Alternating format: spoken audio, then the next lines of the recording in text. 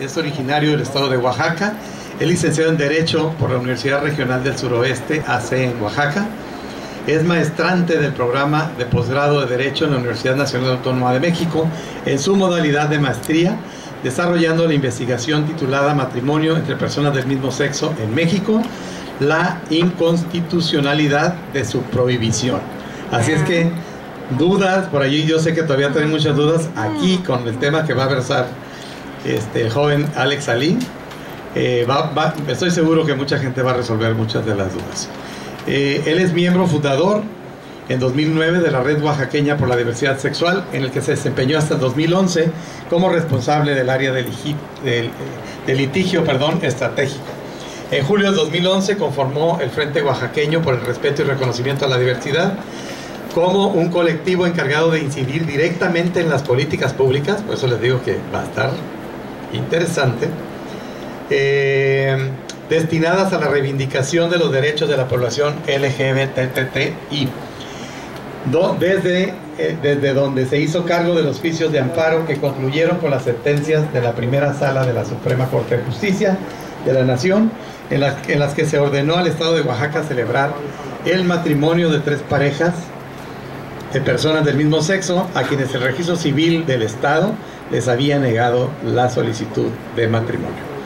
Ha participado en diversos foros y debates sobre matrimonio igualitario en distintas universidades y otros espacios públicos.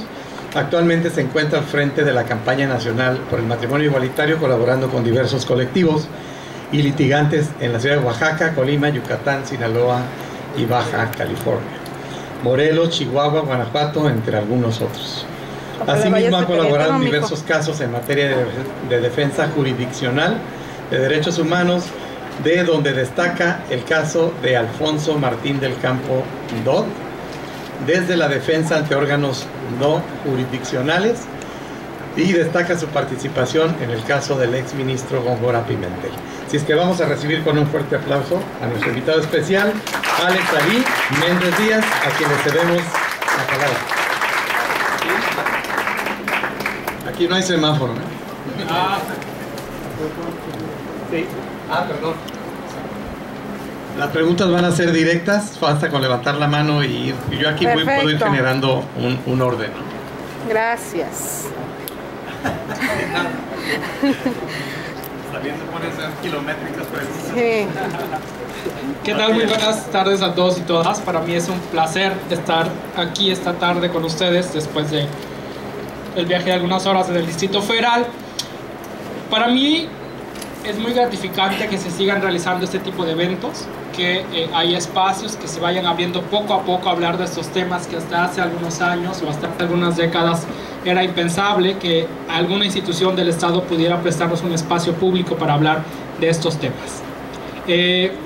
Como bien han dicho, yo he estado al frente de una estrategia jurídica para lograr que se reconozca el derecho que tenemos las personas con una orientación sexual hacia personas de nuestro mismo sexo, el derecho a contraer matrimonio. Y yo, tanto en mi labor como activista fuera de los juzgados, es decir, en las calles, y como abogado, parto de una premisa que he aprendido es fundamental, y es la que tenemos acá. Sin un matrimonio igualitario no podemos decir que hay democracia. ¿Y por qué? En una democracia, en un Estado de derecho, todos los derechos fundamentales les son reconocidos a todas las personas, sin distinción de edad, color, sexo, nacionalidad, orientación sexual, etcétera, etcétera, etcétera. Y aquí nos enfrentamos, como demostraremos a lo largo de lo que expondré y lo que ya se ha expuesto, pues que estamos ante un problema de discriminación cuando se prohíbe a 2 personas del mismo sexo contraer matrimonio. Entonces la premisa es básicamente esa. Sin matrimonio igualitario no hay democracia. Y en lo particular, a mí como abogado, sí me llega que me digan que vivo en un país no democrático, ¿no? Es decir, en un país donde soy ciudadano de segunda categoría por ser homosexual, ¿no? Esa es la problemática a la que nos enfrentamos. De ese tamaño es la violencia que el Estado ejerce sobre nosotros cuando nos niega el derecho a contraer matrimonio con personas de nuestro mismo sexo. Así de sencillo, ¿no? La siguiente, por favor. Hay quien nos puede ayudar. Bueno, esa es una imagen que tomamos en una protesta en Oaxaca, una vez que solicitamos el matrimonio de 3 parejas y nos fueron negados, ¿no? Es algo que nosotros pues, esperábamos hasta cierto punto, porque la ley es clara en ese sentido. A partir de ahí iniciamos una campaña en torno a la marcha que estábamos organizando en 2013, ya que se habían ganado los amparos en la Suprema Corte de Justicia de la Nación. ¿Y por qué iniciamos esta campaña? Porque los amparos es simplemente el brazo jurídico de una lucha que data de años y años atrás. Es decir, la lucha no empieza cuando nosotros presentamos los amparos en Oaxaca en 2011 o a partir de ahí. La lucha es una lucha histórica, y otra parte que yo siempre he dicho cuando me invitan a las bodas a las que he ido, es que nuestra historia como homosexuales o como lesbianas, transexuales, transgénero, intersexuales, no inicia el día que nosotros nacemos. Nosotros, por nacer con esa orientación sexual, traemos ya una historia de muchos años atrás. Una historia de violencia, una historia de exclusión, una historia de donde muchas personas incluso son corridas de su casa. Esa es nuestra historia, y en base a esa historia tenemos la fuerza para continuar esa lucha en estos días. Y el concepto de la campaña se inició: ¿por qué vamos a marchar? Y sobre todo, ¿por qué vamos a marchar en los estados en donde la situación es sumamente distinta a como sucede en el Distrito Federal? En el Distrito Federal tenemos un ambiente de leyes que poco a poco han ido avanzando, pero fuera del Distrito Federal nos enfrentamos a una realidad totalmente diferente, incluyendo en este caso Oaxaca, pero estoy seguro que es el resto del país, donde las leyes siguen discriminándonos. Y en este caso, una de las razones para marchar fue porque estoy en contra de los discursos de odio. Los discursos de odio que desde la religión, desde los partidos políticos, incitan a que haya una distinción entre los seres humanos simplemente por el hecho de tener una orientación sexual diferente. También porque marchamos, ¿por qué estamos en esta lucha? Bueno, porque también formamos familias que están siendo discriminadas y que están siendo desprotegidas por el Estado al tener este tipo de leyes que nos impiden el acceso a instituciones como es el matrimonio, ¿no? Que sirve como llave para muchos otros derechos. ¿Por qué marchamos? ¿Por qué luchamos? Porque también somos felices amando en esta libertad, en una libertad que no depende de lo que el Estado nos permita o nos prohíba. No olvidemos, el matrimonio es solo un contrato, y un contrato que tiene que ver con prestaciones que el Estado nos otorga. Eso es lo que estamos peleando, porque nosotros podemos amar, estemos o no estemos casados, ¿no? Que quede eso muy claro. Otra cosa es por el derecho a construir nuestra propia identidad, ¿no? Es decir, no solamente el tema de matrimonio es algo que está sobre la mesa. El tema de matrimonio es simplemente uno de tantas deudas que el Estado tiene con nosotros. Las deudas sobre todo con la comunidad transexual, transgénero, que no establece las leyes que permitan un procedimiento accesible para poder modificar sus datos de identidad en sus documentos públicos. Esa también es una deuda que está pendiente y que poco a poco, como veremos, el juicio de amparo también nos puede servir para abrir esas puertas. Otra de las razones por que estamos en esta lucha es porque tenemos memoria histórica, como les decía, ¿no? Es decir, nuestra lucha no empezó el día que empezamos a presentar amparos para podernos casar. Tenemos una lucha histórica de violencia, de muerte, de discriminación y de exclusión que, insisto, nos da la fuerza para continuar esta lucha todos los días. Y seguramente así como nosotros luchamos ahora, no faltará quien continúe esta lucha aún cuando nosotros ya no estemos. Y pues poco a poco nos vamos acercando a lo que nos interesa. ¿Y por qué también seguimos en esta lucha? Porque queremos leyes incluyentes y no falsas democracias. Estas leyes de estos discursos que escuchamos cada que hay elecciones, hablando de democracia, de derechos humanos, pero en la realidad a lo que nos enfrentamos es que esa democracia no existe, entonces es una falsa democracia.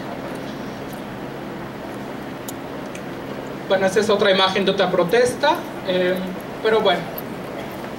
Y aquí está, como poco a poco, a qué nos enfrentamos todos los días nosotros como personas homosexuales, lesbianas, transexuales, transgénero.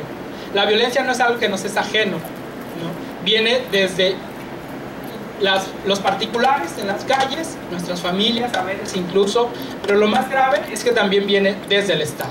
Desde el Estado, que mantiene vigentes leyes que son discriminatorias y que la Corte ha dicho que son discriminatorias, pero también el Estado que no hace nada para contrarrestar esta discriminación y esta violencia a que todos los días nos enfrentamos.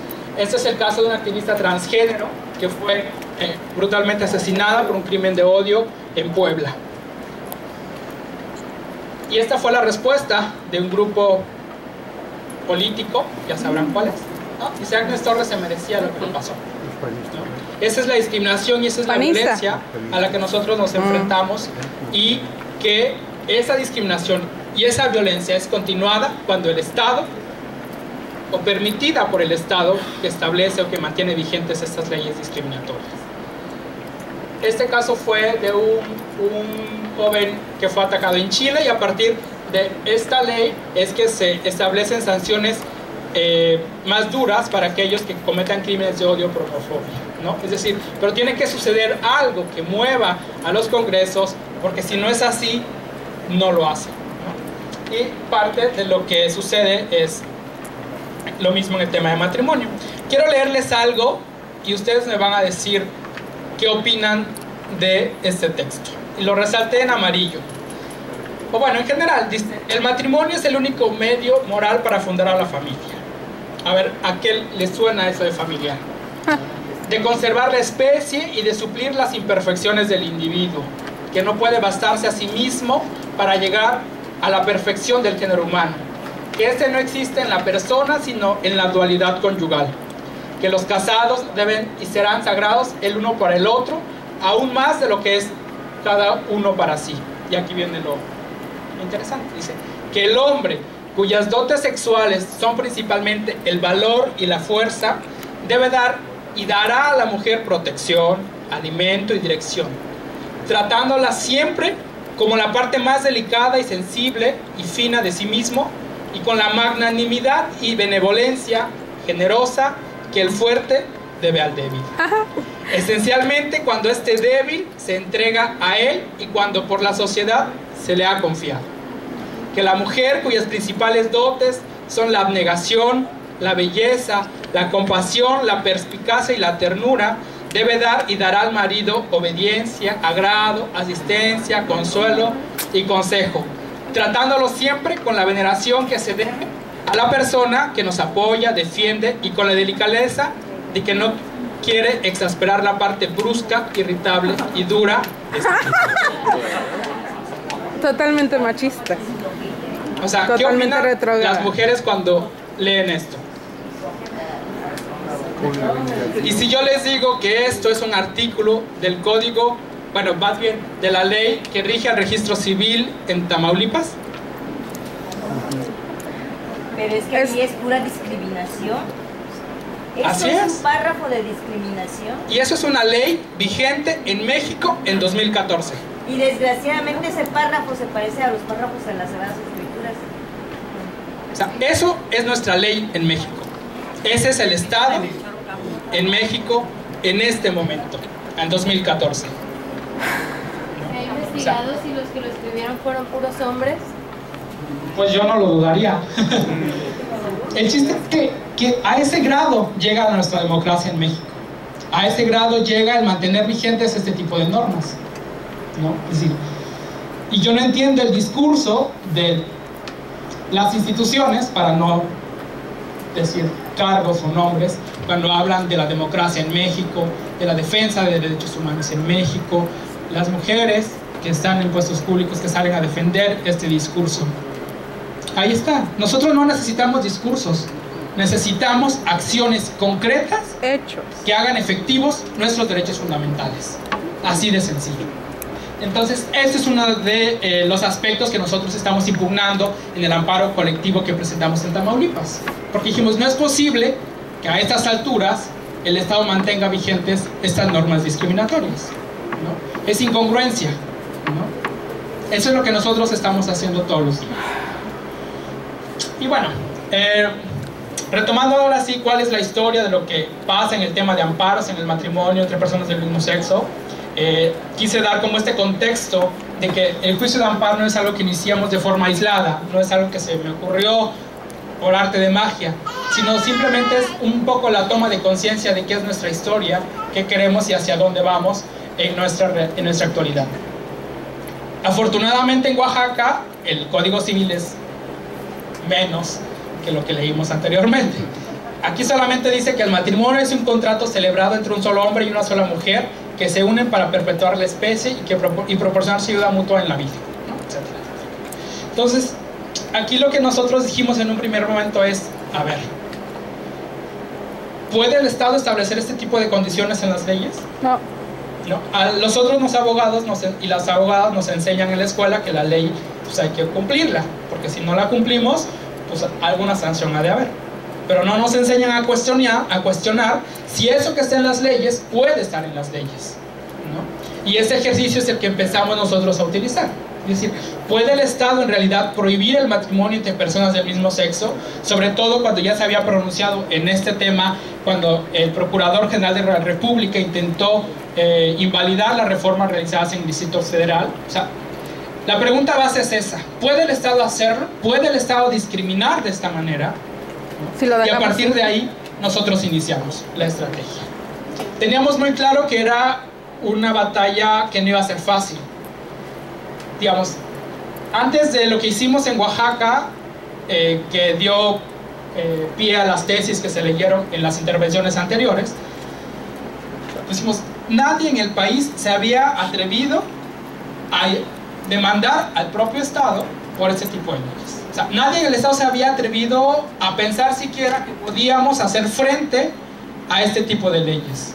Entonces, teníamos una pareja de chicos que dijo, bueno, yo me quiero casar, pero me quiero casar aquí en Oaxaca, porque yo no tengo dinero para ir al Distrito Federal y tampoco tendría por qué ir al Distrito Federal, ¿no? Y dije, bueno, pues vamos a ver qué sale de esto.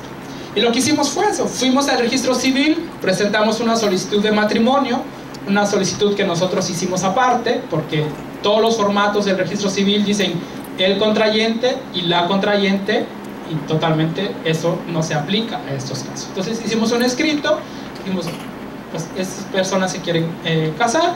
Fuimos, nos lo recibieron en algunas oficialías, dijeron que no podían. Al final de cuentas terminaron recibiéndolas y presentamos 3 solicitudes. Las respuestas en todas fue la misma. Como la ley dice que el matrimonio es un contrato celebrado entre un solo hombre y una sola mujer, yo como oficial de registro civil, que me toca aplicar esa ley, no puedo conceder los matrimonios, ¿no? Quienes sepan más o menos de leyes, con eso nosotros ya tenemos un acto de una autoridad que está vulnerando los derechos fundamentales de esas parejas. Y lo que decidimos fue llamar a juicio, en este caso al gobierno del estado de Oaxaca. Lo que dijimos, a ver, tu Congreso que creaste esta ley, tu gobernador que la promulgaste y ordenaste su publicación, yo te digo que esa ley es inconstitucional. Y fuimos ante un juez federal a presentar esa demanda, y el juez federal le solicitó un informe justificado al Congreso, al gobernador y al registro civil, ¿no? En la teoría del principio de igualdad y no discriminación, se dice que el Estado puede hacer diferencia entre sus ciudadanos y ciudadanas, pero para hacerlo requiere una finalidad imperiosa, y que sea una finalidad para cumplir un objetivo que establecido en la Constitución. Y la pregunta que tendría que contestar el Estado es: ¿cuál es la razón objetiva y válida para que tu Estado pueda hacer una diferenciación y permitir el acceso al matrimonio solo a las parejas heterosexuales?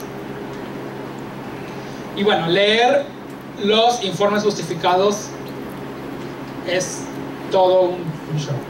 El gobernador del estado, un gobernador del estado del partido Movimiento Ciudadano, que se dice de izquierda, dijo que no podía, que era constitucional porque la finalidad del matrimonio, según la teoría de la interpretación teleológica de Santo Tomás de Aquino, tenía que cumplir una función primordial del matrimonio, que era la reproducción. Y como 2 hombres o 2 mujeres no se pueden reproducir, pues entonces no se pueden casar. Esa fue la excusa de un gobernador del estado, de un partido que se dice de izquierda. Entonces los heterosexuales que no quieren tener hijos también no se pueden casar. Sí, Así es. sí.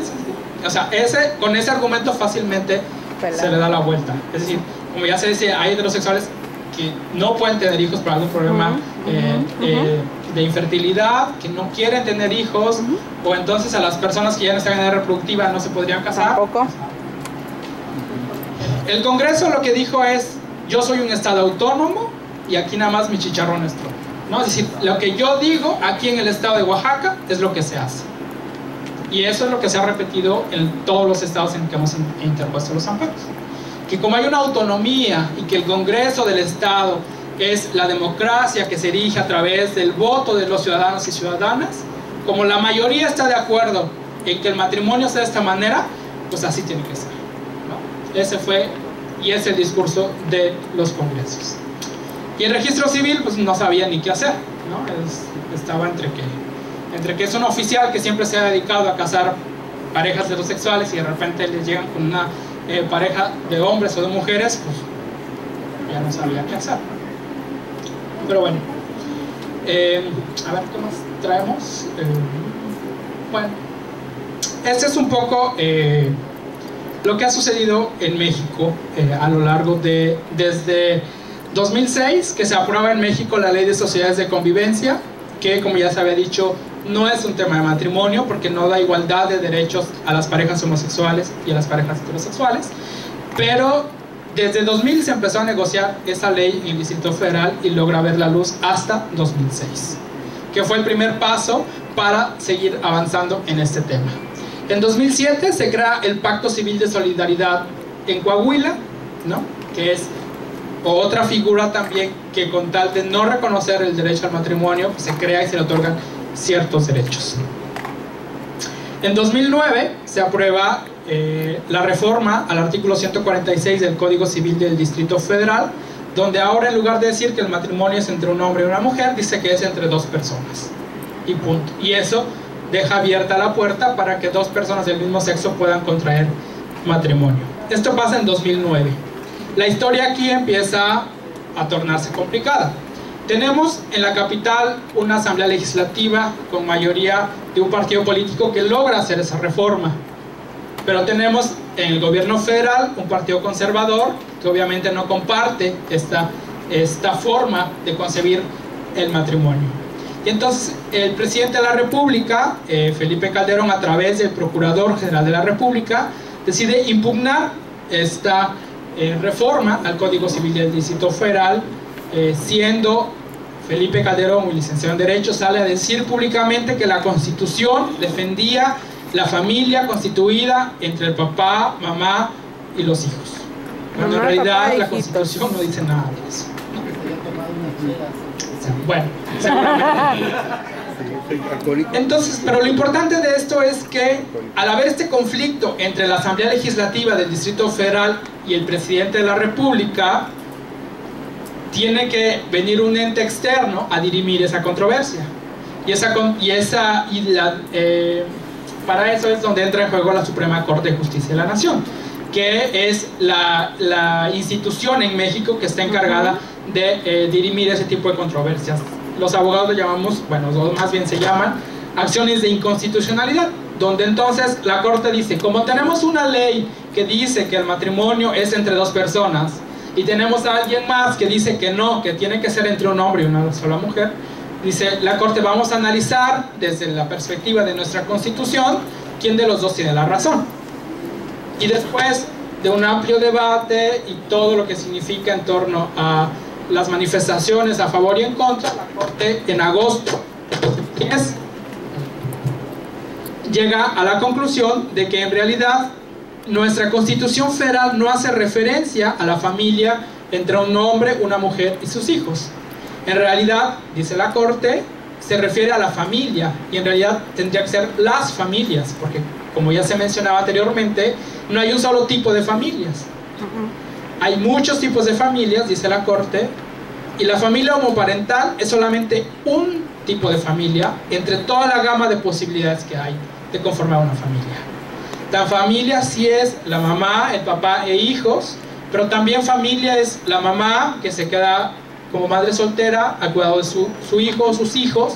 Familia es el padre que por alguna razón se queda con sus hijos, o la abuela que se queda con la nieta porque los papás tienen que ir a trabajar a Estados Unidos, por ejemplo.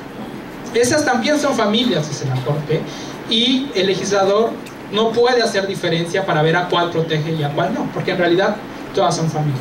Y en base a eso es que nosotros vamos construyendo esta argumentación de que es inconstitucional, porque si hay un mandato del artículo 4 de la Constitución Federal de proteger a todo tipo de familias, y por otro lado está el artículo 1 de la Constitución Federal de la prohibición de todo tipo de discriminación, pues nosotros llegamos a la conclusión desde lo jurídico que en este caso el Estado de Oaxaca no estaba protegiendo a todas las familias, porque estaba dejando fuera de la protección constitucional a las familias homoparentales, ¿no? Y con esto se violaba el principio de igualdad y no discriminación. Y es así como llegamos a 2012. Nosotros iniciamos el juicio de amparo en 2011, en agosto de 2011. Y es hasta el 5 de diciembre de 2012 cuando la Suprema Corte de Justicia de la Nación toma la decisión. Como ven, es casi 1 año y medio de juicio. Y entre ese año y medio pasan cosas interesantes. Se presentan estos 3 juicios de amparo. Estas 3 parejas, 2 parejas de mujeres y una pareja de hombres que se quieren casar en Oaxaca, y que el registro civil dice que no, porque la ley establece que el matrimonio es el contrato celebrado entre un solo hombre y una sola mujer. Demandamos al Estado, demandamos al Congreso, al gobernador del Estado y al registro civil. Y en todos los casos nos enfrentamos a la misma argumentación: la negativa de reconocer el derecho de estas parejas a contraer matrimonio. Le toca conocer a 3 jueces diferentes. Como son 3 demandas, se las reparten conforme van llegando ahí en los juzgados federales, y conocen 3 jueces diferentes. De estos 3 jueces, después de el procedimiento, que es que les piden el informe al Congreso, al gobernador y al registro civil, pues dictan sus sentencias. Yo tenía muy claro que por el tema seguramente todos los jueces nos iban a decir que no, y teníamos que recurrir a una instancia superior. Sin embargo, la sorpresa es que uno de estos jueces nos dice que tenemos la razón, que efectivamente el artículo que establece que el matrimonio es el contrato celebrado entre un solo hombre y una sola mujer es inconstitucional, y que por lo tanto debe inaplicarse a ese caso y proceder a celebrar el matrimonio. Ese es en un caso. Los otros 2 jueces dijeron que el amparo era improcedente, porque para que estas 2 personas o estas 2 parejas se casaran tenía que haber una reforma al Código Civil. La reforma correspondía al Congreso, y el juez federal no podía al Congreso ordenar hacer una reforma. Entonces tenemos 3 casos idénticos de 3 parejas que se quieren casar. Un juez dice efectivamente hay un problema de discriminación, no se aplique esa ley, procédase a celebrar el matrimonio. Y los otros 2 jueces dicen no se puede celebrar el matrimonio porque el amparo no puede servir para hacer una reforma que se requiere. Desde el hecho de que ya tengamos un juez que nos diga que tenemos la razón, pues ya dijimos no estamos tan locos en lo que estamos pidiendo, ¿no? Jurídicamente hay una posibilidad de llegar a más. Y esta discrepancia entre los criterios de los jueces nos obliga a pedir la intervención de un tribunal superior, que en los casos del día a día pues es un tribunal colegiado que resuelve en el mismo estado. Pero dijimos, bueno, la importancia y trascendencia de este asunto requiere que sea la Suprema Corte de Justicia de la Nación la que dicte la última palabra en este caso. ¿Y por qué es importante ese caso? Porque si ganamos estos casos, abrimos la puerta para que en todo México cualquier pareja de personas del mismo sexo pueda contraer matrimonio. Así sea teniendo que tramitar un juicio de amparo, pero lo va a poder hacer. Y eso sin duda iba a representar un avance histórico en nuestro país. Histórico por muchas maneras.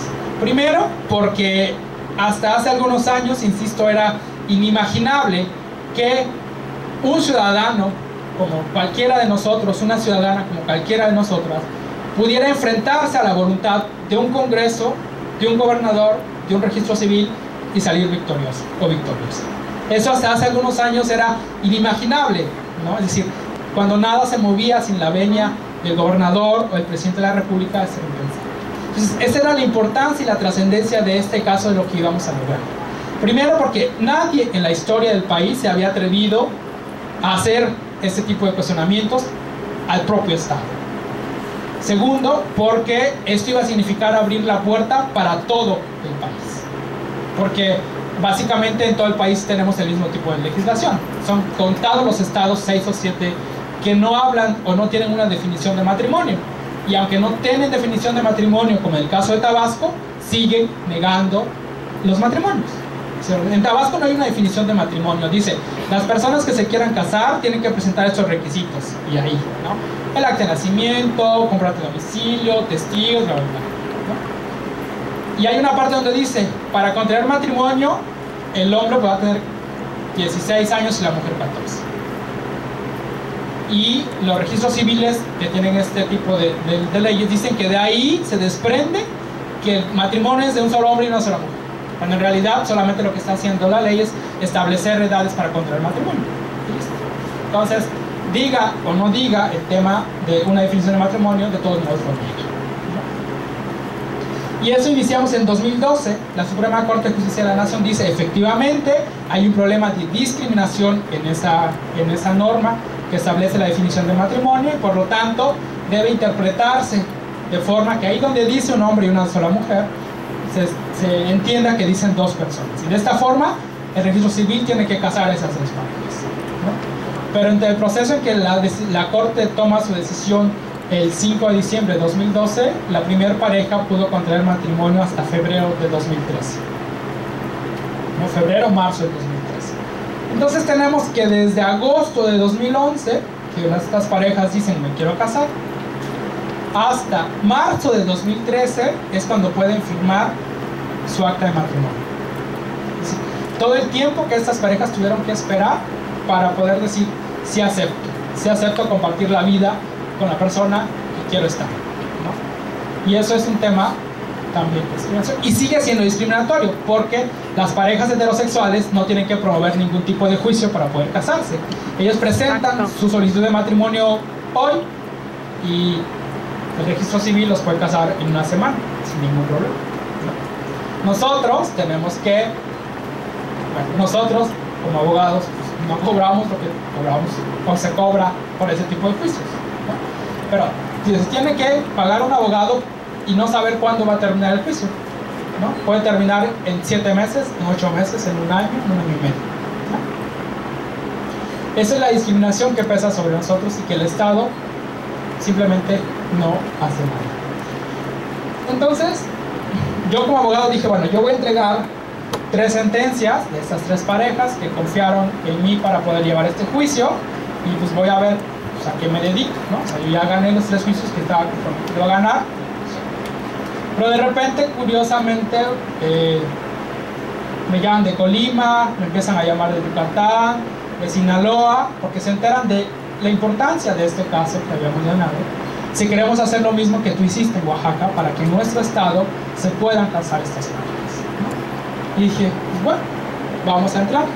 Y así empezamos a ganar casos en cada uno de los estados, ¿no? Es decir, en 2013 teníamos todos esos estados que íbamos ganando amparos tras amparos tras amparos, porque ahorita, con la decisión de la Suprema Corte de Justicia de la Nación, ningún amparo se va a perder.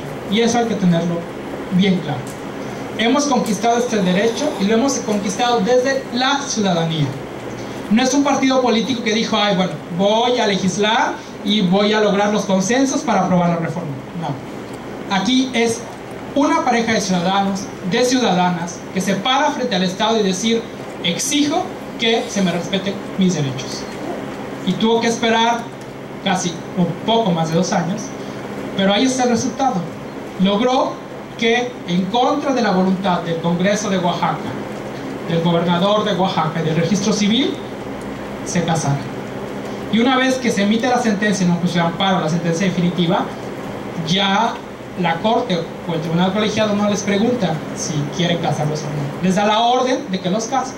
Si no los casan es incumplir una sentencia de amparo, una orden judicial, se les impone una multa, se les puede destituir, incluso pueden terminar en la cárcel, ¿no? Entonces, ese es el avance que nosotros hemos ido impulsando desde la ciudadanía. Y esto es muy, muy importante, porque hemos descubierto la llave para que si el Congreso no quiere, pues no me importa. Yo sé cómo puedo hacer efectivos mis derechos fundamentales, ¿no? Y el costo político lo tendrá el Congreso, porque entonces el Congreso... Adiós, PAN. Ese Congreso que necesita mi voto para estar ahí, yo ya no lo necesito para hacer efectivos mis derechos fundamentales. Y eso el Congreso quizá no lo sabe, pero si se mantiene esta política de no hacer caso al reconocimiento de los derechos fundamentales de cualquier grupo, y en este caso de nosotros y nosotras, pues se va a ir abriendo esa brecha entre Congreso y ciudadanía, y después tenemos los problemas de ingobernabilidad a los que nos enfrentamos, ¿no? Pero ese es el estado de cómo está nuestro país hasta 2012, y obviamente no nos hemos detenido para trabajar en este caso, y esto es lo que tenemos el día de hoy, ¿no? ¡Felicidades! Han sido pocos los estados en los que, bueno, más bien, hasta eso les dije una mentira. Esto es el 5 de julio de 2014. ¿Sí? Perfecto. Este es lo que está, ahora sí. El día de hoy, porque hoy con los compañeros de COCUT, ahí cuando estábamos en la mesa, me puse a actualizar qué otros estados en los últimos días han iniciado esta estrategia por el matrimonio igualitario.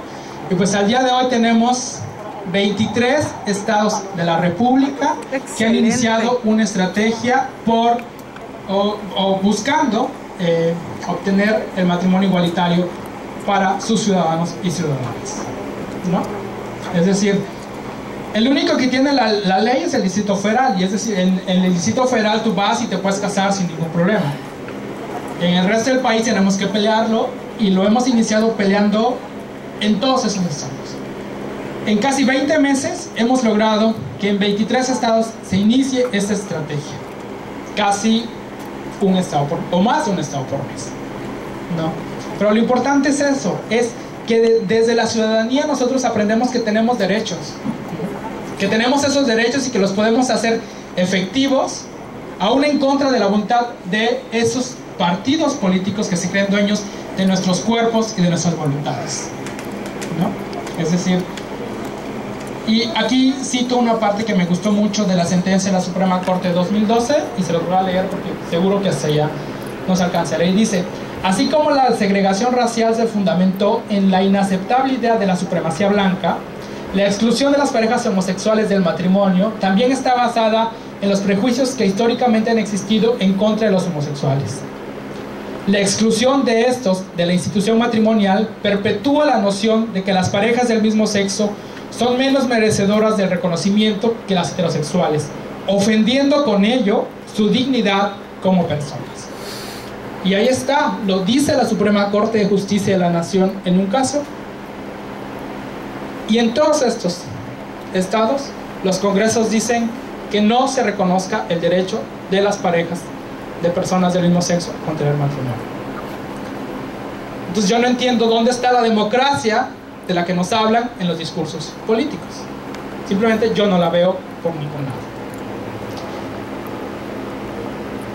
Tenemos estas dos vías. En Quintana Roo pues había una laguna ahí precisamente en el tema de que se pudieron casar porque el registro civil o el código civil no tiene una definición de matrimonio. Sin embargo, ahí se dio una cosa rara.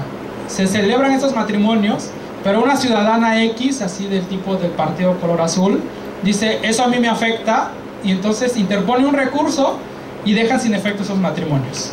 Ah, caramba. Entonces, así de la nada dicen: bueno, pues simplemente ahora ya no estás casado o casada. Interponen otro recurso a estas parejas porque se veían afectados precisamente por la invalidación de su matrimonio, y al final se revalidan otra vez esos matrimonios que ya se habían celebrado. Y platicando con algunos activistas de Quintana Roo, es que el registro civil sigue negando los matrimonios. A pesar de esa experiencia, dice que no tiene solicitudes, que vengan otro día, etcétera, etcétera, ¿no? Sin embargo, ya salió la noticia que a través de un juicio de amparo se logró que se casaran más parejas.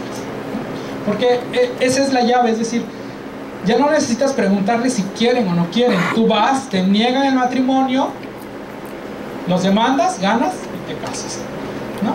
Y que esa es un poco la experiencia de Baja California, ¿no? Fuimos a solicitar el matrimonio aquí con el apoyo de José Luis, de esa pareja que sigue confiando en nosotros, porque esto es, imagínense lo que es presentar una solicitud de matrimonio y no saber cuándo vas a poder casarte. O sea, si eso incluso es hasta tortura psicológica, es una incertidumbre total de que el Estado no sabes cuándo va a cumplir. Sabes que te vas a poder casar, porque con esto ya vimos que no te pueden negar que te cases.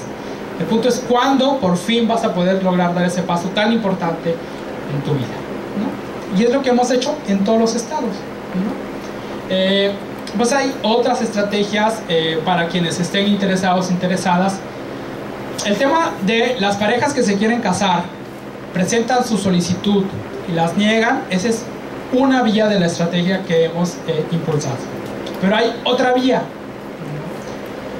Nosotros, analizando las sentencias de la Suprema Corte en estos casos, dijimos, a ver, pero entonces esa ley, aunque yo no me quiera casar, me discrimina. Y si me discrimina, es inconstitucional. Es decir, yo pues ni siquiera tengo pareja ahorita, ¿no? Es decir, pero yo siento que esa ley ya me discrimina porque da un trato igual de por sí a las personas, ¿no? Y dijimos, pues vamos a ver qué sale. Interpusimos otro amparo. En este caso fuimos 39 personas entre homosexuales y lesbianas en Oaxaca, y dijimos, pues nosotros no tenemos un acto de autoridad con una negativa de registro civil, pero si tú, Corte, ya dijiste que es inconstitucional el tema de discriminación, esta ley que desde su redacción está haciendo una distinción, está violando mi derecho a la igualdad y no discriminación, ¿no? O sea, yo no necesito ir a casarme para que se vulneren mis derechos, porque desde ahorita esos derechos me están siendo vulnerados desde ya. Y el juicio nos llevó otros 2 años casi. Se resolvió apenas en abril de 2013 y la Corte dijo, efectivamente, esa norma, aunque tú no te quieras casar, establece un mensaje discriminatorio, porque entonces el Estado lo que hace es que está privilegiando a las parejas heterosexuales en detrimento de las parejas homosexuales o personas del mismo sexo, y eso está prohibido por la Constitución. Y ganamos el juicio, ¿no? Esas 39 personas, incluyéndome a mí, que lo interpusimos en Oaxaca, no teníamos o no tenemos con quién casarnos, pero está ya una sentencia de amparo que me avala que cuando yo me quiera casar en Oaxaca, el registro civil no me lo va a poder negar, ¿no? Es como le dicen, nos curamos en salud, ¿no? Ahí cuando nos queramos casar, ya, ¿no? Y esa es otra de las herramientas que se pueden impulsar en cualquiera de esos estados. Aquí, platicando con los compañeros de COCUT, dijimos, bueno, pues si no hay más parejas que quieran iniciar, o aparte de las parejas quieren iniciar un amparo colectivo aquí en Baja California, pues es súper sencillo, ¿no? Yo ya me puse en contacto con ellos para ver cómo podemos impulsar esta estrategia para presentar a la brevedad un amparo colectivo. Perfecto. ¿No? Porque se trata de eso, de seguir cuestionando a las instituciones. No sé cuánto tiempo nos queda, pero puedo hablar de muchas cosas. Nosotros estamos aquí. Le quiero hablar de otras 2 estrategias. No sé, ahí me dicen del tiempo. Adelante, nosotros estamos... Como nosotros ya dijimos, ya hemos ido abriendo camino, primero con las parejas que les niegan amparo y ganamos. El otro es este amparo colectivo, que no necesitamos parejas, pero sigue habiendo un problema. Si yo presenté mi amparo en Oaxaca, la sentencia de amparo dice que yo en Oaxaca me puedo casar sin ningún problema. Pero ahora yo estoy viviendo en el Distrito Federal, y qué tal que después me voy a vivir a Puebla o me voy a vivir a Veracruz. Tendría yo que promover otro juicio de amparo para poderme casar en esos estados. Y entonces lo que hice fue diseñar otra estrategia apoyado en el tema de... ya se fue la CNDH, yo le voy a decir ahora. Es que hay que traerlo. Es que ¿no? sabían que ya iba contra la CNDH, o sea, se fue. No, es que ¿la traemos? No, para nada. Les cuento a ustedes y ya después vemos. Entonces, dijimos, nuestro derecho a la igualdad y no discriminación, si bien sí está establecido en la Constitución Federal, el artículo primero es clarísimo. Pero con la reforma de derechos humanos, ahora tenemos la Convención Americana sobre Derechos Humanos, que nos establece también un derecho a la igualdad y no discriminación. Y ese derecho a la igualdad y no discriminación, que es contenido en la Convención Americana, nos debe ser reconocido por el Estado mexicano en todo su territorio. Independientemente de que yo viva en Oaxaca, o viva en Veracruz, o en Tabasco, ¿no? O sea, y ahí encontramos como una posibilidad de seguir molestando a la autoridad, ¿no? Y eso fue, vamos a demandar al presidente de la República. Perfecto, y al Congreso Federal. ¿Por qué? Porque el presidente de la República es el representante del Estado mexicano ante la comunidad internacional, y el Congreso Federal es el que le toca vigilar que se cumpla el tema de adecuar la legislación interna en términos de la Convención Americana de Derechos Humanos. Entonces presenté un juicio de amparo contra el Congreso Federal y contra el presidente de la República, porque dije, yo quiero que mi derecho a contraer matrimonio con una persona de mi mismo sexo me sea reconocido por igual en Oaxaca, en Chiapas, en Sonora, en Zacatecas, donde sea. Porque mi derecho a la igualdad y no discriminación no depende de qué estado viva, depende de mi ciudadanía, en este caso como mexicano, ¿no? Ese es el argumento que hemos plasmado en el juicio de amparo, pero ese juicio lo iniciamos apenas en febrero de este año. Seguramente tardará 2 años. Sobre todo porque ya dictaron sentencia en primera instancia. En la técnica de amparo yo le estoy diciendo al presidente de la República y al Congreso, tú no estás cumpliendo con tu obligación internacional. Entonces el juez les dice, te están demandando que cumplas, o que te están diciendo que no has cumplido. Le correspondería al presidente de la República y al Congreso demostrar que está cumpliendo y que está respetando el derecho a la igualdad y no discriminación. Y en los informes justificados dice el Congreso, y sobre todo la Cámara de Diputados, dice, en México no hay discriminación, porque en el DF se pueden casar. Ajá, ¿y los demás? Ese es su argumento. El presidente de la República dice, no puede ser posible que culpes al presidente de la República de toda violación a derechos humanos.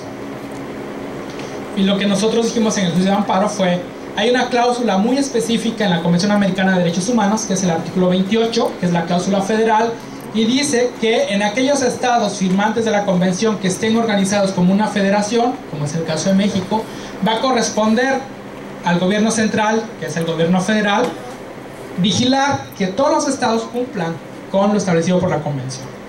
Y lo que estamos diciendo es que eso es lo que tu gobierno federal y tú como presidente de la República no estás haciendo, no estás vigilando que se cumpla, ¿no? Por ejemplo, tocando ese tema, ¿qué pasaría si te llegara a ti una propuesta de 2 personas inmigrantes del mismo sexo que se casaran en Estados Unidos, en estados libres de matrimonio, como California o ciertos estados en los que ya está legalmente en el otro lado este matrimonio igualitario, y por ser inmigrantes no dejan de ser mexicanos? O sea, ¿qué pasa con ellos que se regresan a México pero están casados en Estados Unidos? A ver, ¿son 2 mexicanos o 2 mexicanas que van a Estados Unidos y se casan? Okay. Hay un procedimiento en el Código Federal de Procedimientos Civiles que ellos con su acta de matrimonio tienen que ir, no recuerdo si es a la Secretaría de Relaciones Exteriores o a la Secretaría de Relaciones Exteriores a registrar ese matrimonio. Pero sería válido. Lo más seguro es que como en el Código Federal no establece el matrimonio entre personas del mismo sexo, la Secretaría de Relaciones Exteriores te diga, en México este acto no es válido porque mis leyes no lo reconocen. Eso es lo que yo creo que pasaría. Y contra eso te vas a dar un amparo y lo ganas. Ese sería el Ok, suponiendo que logre casarme en algún estado del país, ¿En qué momento puedo cambiarle el acta de nacimiento a nuestra hija? Porque tiene el nombre de una mamá en este momento. Entonces, ¿cuándo podría cambiarse? Bueno, entonces ahí salimos del tema del matrimonio, vamos a tener familia. Y eso es súper interesante. Y es un debate que yo he tenido con mis compañeros y compañeras, porque lo que decimos es, si un hijo ya tiene el apellido de una mamá y quiere el apellido del otro, no se ha resuelto jurídicamente cómo hacerlo, en el sentido de, hay dos procedimientos.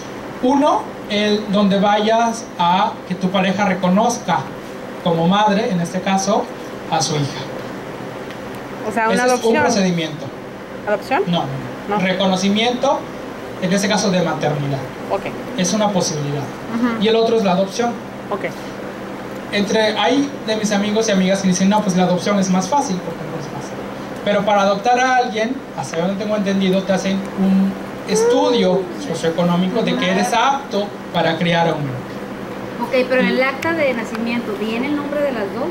¿Vendría el nombre de las dos como padre, como madres? O sea, digamos que por los dos medios podrías jurídicamente intentar.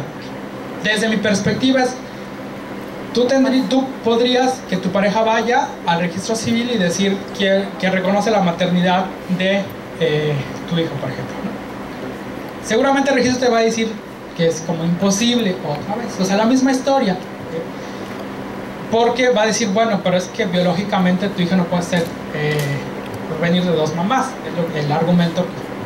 Y lo que yo diría como abogado es, al Estado no le importa eso, porque yo, incluso siendo homosexual, puedo ir a registrar el hijo de mi vecina y no me preguntan quién es su papá, no me hacen ninguna prueba, aunque yo en mi vida haya visto a mi vecina, ¿no? O sea, entonces al Estado no le importa en realidad cuál es la situación biológica de los hijos o de las hijas.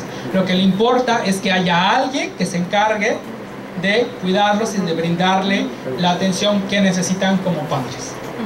Yo como abogado eso es lo que haría. Y justo tengo un caso déjame recordar, es que tantos estados ya de repente me corto. Creo que es de Guanajuato, sí, de Guanajuato. En Guanajuato ya casamos una pareja. ¿En serio? Sí. Que tienen ese mismo o quieren hacer ese mismo circunstancia. Entonces yo lo que hice fue elaborar un escrito muy sencillo de una cuartilla y media, diciendo eso, que en términos de tal artículo del Código Civil que establece el reconocimiento de la paternidad o maternidad, se me señale fecha y hora para reconocer la maternidad ante el oficial de registro civil y que eso queda sentado en el acto matrimonial. Seguramente, o sea, eso es para provocar el acto que el registro civil diga que no se puede.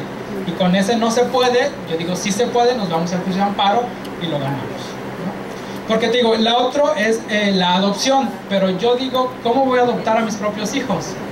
O sea, yo lo que intentaría como abogado es un reconocimiento de paternidad o de maternidad, dependiendo del caso.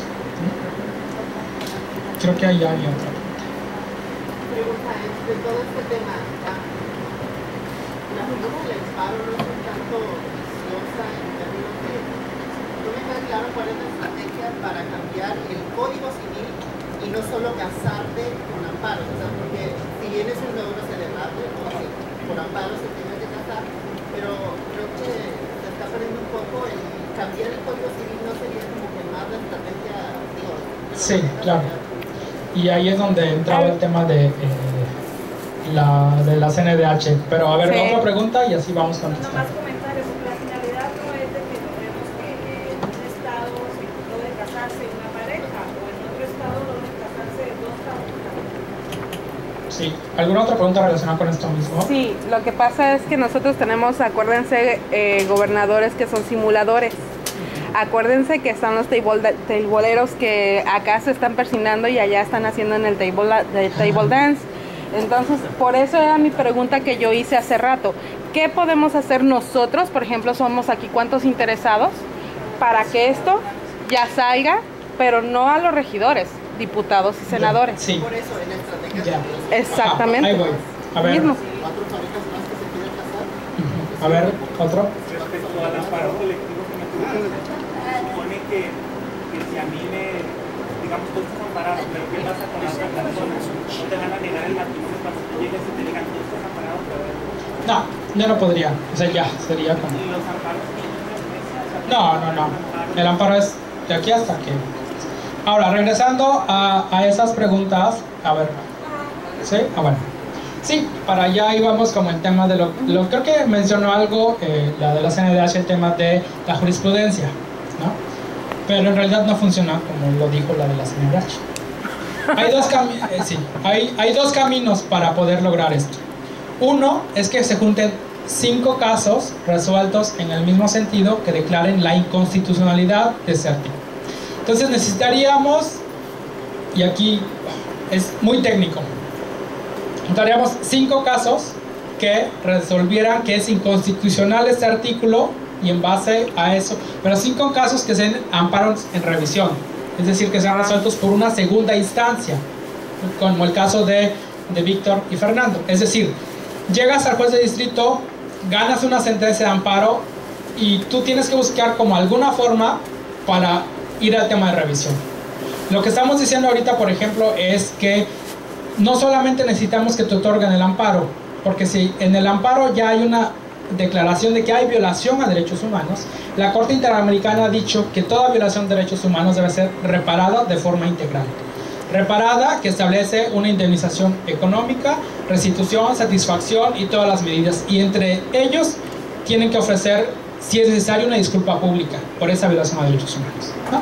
Entonces necesitamos 5 casos por ese lado para la jurisprudencia, donde resuelvan la inconstitucionalidad del artículo, y con eso podemos crear una jurisprudencia, ¿no? Entonces así tú vas al registro civil y con base en esa jurisprudencia, digamos, tampoco eso está muy claro en el tema de la teoría jurídica, pero en teoría con eso ya bastaría para que pudieras casarte sin el amparo. Ese es un mecanismo a través de la jurisprudencia. Ahora vamos al otro. Esto no cambia el Código Civil, lo que hace es que te evita el amparo. Ahora vamos. Con la Reforma Constitucional de Derechos Humanos de Amparo de junio de 2011 se crea un procedimiento que se llama Declaratoria General de Inconstitucionalidad. Hasta ahora el amparo protege a quienes lo promueven. Ese es como un principio que se ha erigido desde que el amparo es amparo. Bueno, no es cierto, se vino después. Pero bueno, ahora hay un procedimiento. Efectivamente, cuando logres 2 sentencias de este tipo, es decir, 2 sentencias de amparo en revisión que digan que el artículo es inconstitucional, ahí es donde entra un aviso al Congreso del Estado de que hay un problema con la legislación, ¿no? Y ahí se queda como un aviso. Es como la Corte dice, yo ya te puse sobre aviso que hay 2 casos que están diciendo que es inconstitucional tu artículo, ¿no? Seguimos tramitando amparos y juntamos 5 amparos. Ahora, aparte del tema de la jurisprudencia, lo que se hace es, se inicia un procedimiento de declaratoria general de inconstitucionalidad. Y ahí es donde después de estos 5 se le avisa al Congreso del Estado y le dice la Corte, yo ya te avisé que había 2 casos que declaran inconstitucional tu artículo. No hiciste nada y llegamos a 5 casos. Te doy 90 días para que tu Congreso reformes tu legislación.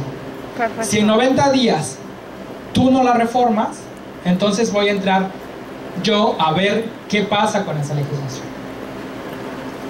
Lo que pasa entonces es que si el Congreso en esos 90 días no hace la reforma legislativa, se le turna el caso a uno de los 11 ministros. Bueno, son 9 ministros y 2 ministras. Y ese ministro o ministra se encarga de hacer un proyecto, de decir si ese artículo es constitucional o no es constitucional. Y en este caso sería como replicar. La Corte ya dijo que es inconstitucional, ¿no? Entonces sería sostener eso en un proyecto, porque eso se han resuelto en la primera sala. Nuestra Corte tiene 2 salas, es lo resuelve la primera por 5 ministros. Entonces, pero este tipo de declaratoria general de inconstitucionalidad tiene que resolverse en pleno, es decir, con los 11 ministros. Entonces, una vez que se le dan los 90 días al Congreso, no hace la reforma, se le turna a un ministro o ministra el proyecto para que declare generalmente inconstitucional ese artículo y que no se le aplique a nadie más, entonces se somete a votación. Y para que ese artículo deje de ser o quede sin efecto en todo el Estado, debe lograr por lo menos 8 votos de los 11 ministros, ¿no? Eso es jurídicamente lo que tendría que pasar para que desde la estrategia jurídica logremos que ese artículo quede sin efectos de manera general. Pero ahora, desde mi perspectiva, o sea, podemos llegar hasta allá, que de por sí el procedimiento es muy complicado que llegues hasta allá. Pero entonces, ¿en realidad es necesario que lleguemos hasta allá? Es decir, como ciudadanos o ciudadanas no tenemos el poder de ejercer la presión política suficiente para lograr esto. Es decir, ahí entra la otra rama, la rama no jurídica.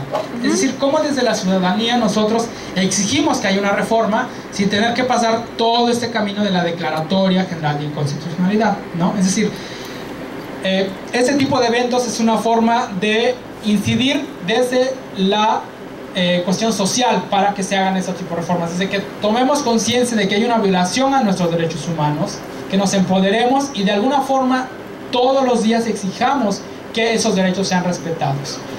Lo jurídico no nos va a resolver el problema o no es suficiente para que nos resuelva el problema, ¿no?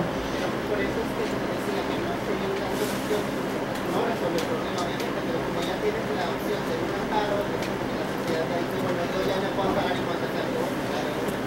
Pues en general, pues te diría que depende de quiénes, es decir, cómo asumimos nuestra ciudadanía. Porque yo no sé si alguien con esa postura de, bueno, yo me quiero casar y ya no me importa, no sé si esté asumiendo su ciudadanía. Es decir, creo que debemos tomar conciencia de que formamos parte de un grupo de población mucho más amplio.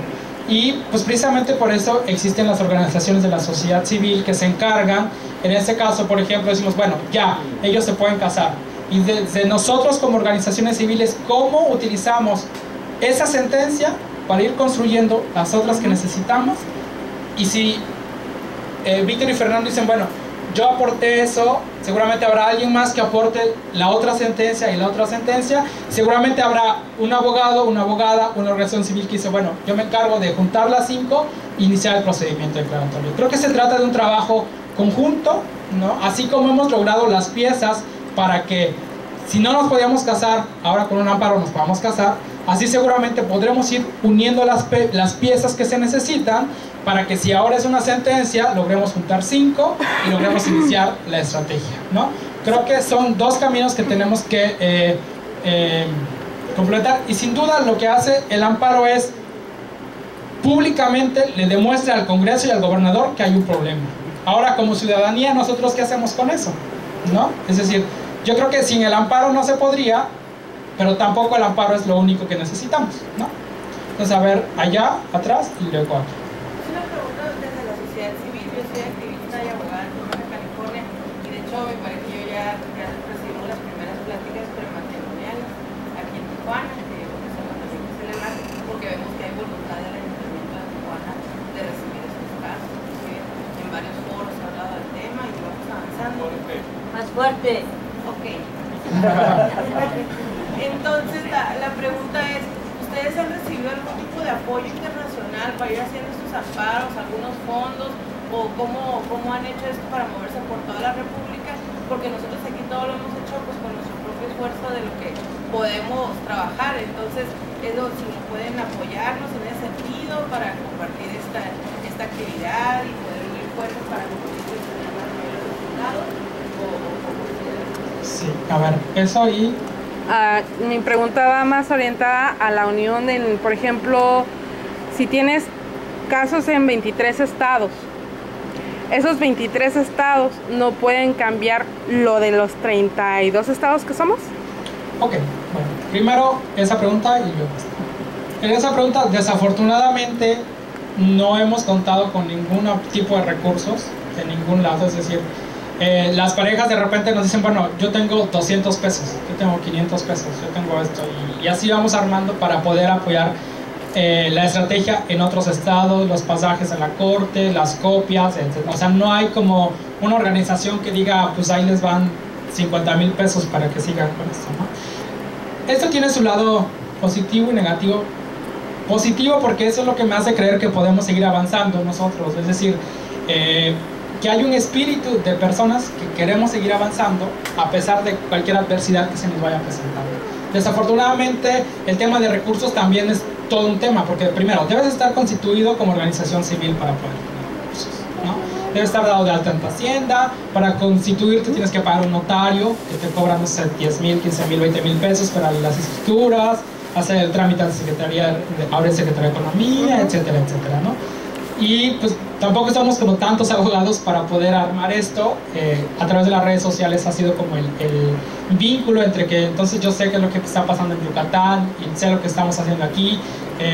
De otra manera sería casi imposible, ¿no? Entonces desafortunadamente no hemos creado, como hay otras organizaciones en otros temas que sí, ¿no? Sobre todo, por ejemplo, derecho indígena, derecho de las mujeres, pues sí hay organizaciones que están constituidas, que reciben fondos y pueden brindar asesorías, pero aquí desafortunadamente trabajamos con nuestros propios recursos y la buena voluntad de las parejas, de los abogados y abogadas, y bueno, ahí José Luis y los chicos también nos ha tocado entrarle de esa manera porque pues, solamente así, ¿no?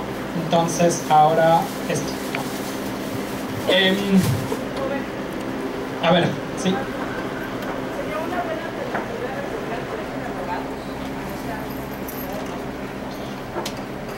Pues, la verdad yo ya no sé. Si le preguntamos, por ejemplo, a Chihuahua, su colegio de abogados, el presidente salió a decir que era una aberración el tema de matrimonio entre personas menores. Entonces, yo no sé, digo, y aquí quiero volver a un punto rápidamente lo que decía, dice, bueno, es que yo soy de este u otro partido. Este tema no es cuestión de partidos. O sea, tanto hemos encontrado personas en contra en partidos que se dicen de izquierda, como también hemos encontrado así uno que otro conservador que nos dicen, bueno, es violación de derechos humanos, ya lo dijo la Corte, pues que se haga, ¿no? Entonces en realidad no tiene que ver con partidos políticos porque eso trasciende la cultura política de cada uno o cada una de nosotros y nosotras. Ahora, el tema de si o los precedentes nos pueden servir. Desgraciadamente te diría que no nos pueden servir. Hay una forma de generar jurisprudencia, y aquí me voy a ver muy abogado otra vez, pero hay una jurisprudencia que se llama jurisprudencia temática, es decir, que no importa de qué estado venga si se refiere al mismo tema, ¿no? Y quizá por ahí podamos juntar 5 casos de 5 estados y explorar la posibilidad de que la Corte emita una jurisprudencia temática, pero es una posibilidad, ¿no? Que seguramente cuando los tengamos, tenemos ya de Oaxaca, de acá de Baja California, de Colima, tendremos de Sinaloa, por la propia Corte, y seguramente desde ahí podremos intentarlo. Por el otro lado, digamos, no hay una herramienta jurídica que nos permita cambiar de un sopetón los dos códigos. Bueno, no sé el tiempo. 2 minutos. Bueno. Entonces les contaba este amparo que hay sobre el tema del presidente de la República, el Congreso, y que está en camino. Buscando una solución integral, que es que de una sola manera podamos cambiar toda la realidad de nuestro país, iniciamos un juicio, una petición ante la Comisión Interamericana de Derechos Humanos. A la pareja con la que estamos trabajando en Tabasco les negaron el matrimonio, uno de ellos vive con VIH. El hecho que les nieguen el matrimonio impide que pueda acceder a la seguridad social de su pareja, y bueno, armamos la estrategia jurídica y la elevamos a la Comisión Interamericana de Derechos Humanos, ¿no? Ahí lo que esperamos es que con una sentencia de la Corte Interamericana de Derechos Humanos se pueda cambiar de alguna forma toda la realidad en el país. Desafortunadamente estos juicios tardan años, 10, 12 años, pero ahí está. El camino se ha iniciado y seguiremos trabajando. Digo, así como iniciamos un día de 2011 de agosto el amparo y 2 años y medio después tenemos las sentencias, iniciamos esto a principios de año y seguramente en algunos años tendremos algún resultado. ¿Qué otra cosa? ¿Qué otra cosa en escala? Datos de la página. Ah, sí, hay una página, bueno, un blog que se llama Matrimonio Igualitario México. No, se llama México Igualitario el blog, y ahí voy subiendo como las sentencias. El Facebook sí es Matrimonio Igualitario México, también ahí pueden buscar. Número de cuenta. Pueden seguirme es en Facebook, que es lo que más consulto. Con mi nombre me pueden encontrar sin ningún problema, Alex Ali Méndez Díaz. Yo les iba a decir algo más que ya no sé qué. O sea, ahí se los publicaré en Facebook, pero a ver, 2 preguntas y cerramos. A Alex Ali Méndez Díaz. ¿Y acá? Yo creo que no estuve mal la pregunta que voy a hacer, pero si yo hiciera un proceso como el de Fernando Víctor, al final del mismo, ¿cuánto iba a gastar? Depende a qué abogado busques. O qué abogado. Sí, es la verdad. Yo he trabajado en materia de derechos humanos y como mi experiencia, yo no he llevado casos particulares que te diga, que yo te pueda decir cuánto se cobra un tipo de amparo como estos. Pero platicando con amigos, amigas, llevar un amparo desde que inicia o desde que se hace el trámite ante el registro civil, que te lo nieguen, te vas al amparo, y hasta la Suprema Corte de Justicia de la Nación, mínimo te cobran unos 20,000 pesos por el juicio, más una cuota mensual por ir dando el seguimiento al juicio.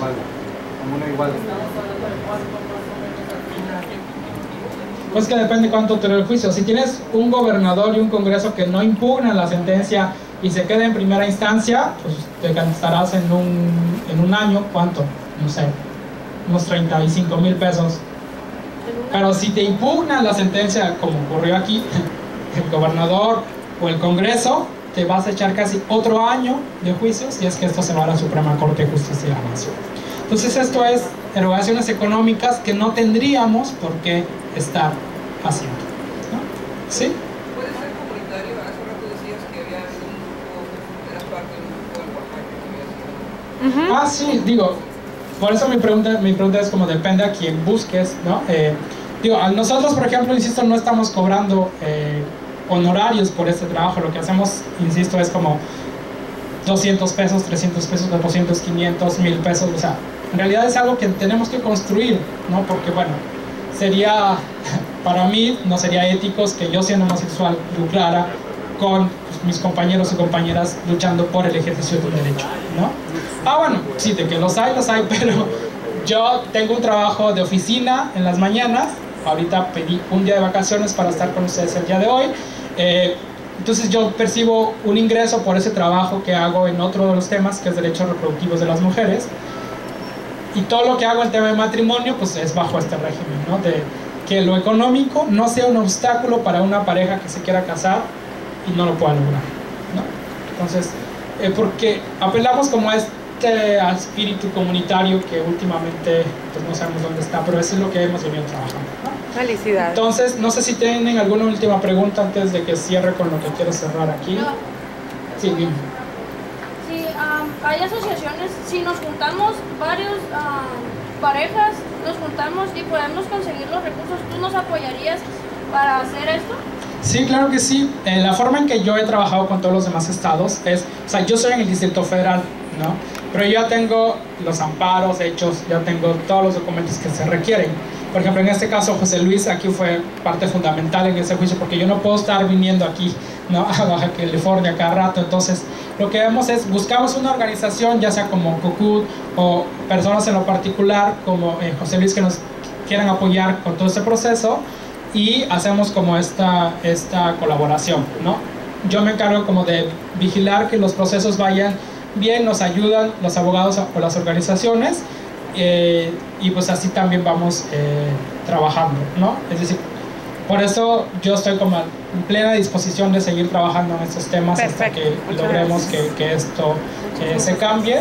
Por eso no te preocupes, seguiremos en esta lucha. Tienen mi Facebook, aquí está José Luis, aquí están los chicos, aquí está COCUD. Entonces mi compromiso ahí está, y seguirá hasta que logremos que esto, por lo menos nuestro granito de arena, aportar, ¿no?